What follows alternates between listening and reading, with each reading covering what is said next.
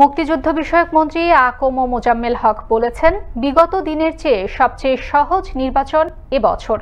শুক্রবার বিকেলে দ্বাদশ জাতীয় নির্বাচনে প্রচারণার অংশ হিসেবে দলের নেতাকর্মীর সাথে নিয়ে সকাল থেকে নিজ আসনের কোনাবাড়ী থানার বিভিন্ন এলাকায় গণসংযোগকালে তিনি এ কথা বলেন। এ সময় আরও উপস্থিত ছিলেন ১০ নং ওয়ার্ড আওয়ামী লীগের সাধারণ সম্পাদক তোফাজ্জল হোসেন সহ আওয়ামী লীগ ও অঙ্গ সংগঠনের নেতৃবৃন্দ।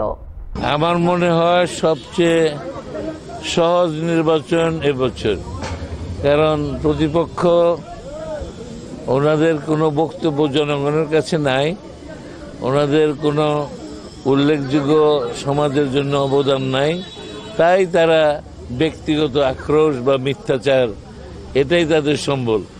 আমি এটা আমলে নেই না, এই জন্য যে জনগণ আমাকে চিনে জানে, আমি জনগণের পাশে থাকি, ছিলাম, আছি, কাজেই ওই সমস্ত মিথ্যাচার হালে পানি পাবে না। কাজে ওগুলো কোনো আমলে নেওয়ার ব্যাপার না, এবং ওগুলি নিয়ে বিচলিত হওয়া বা বিবেচনায় নেওয়ার মতো কোনো ঘটনা নয়।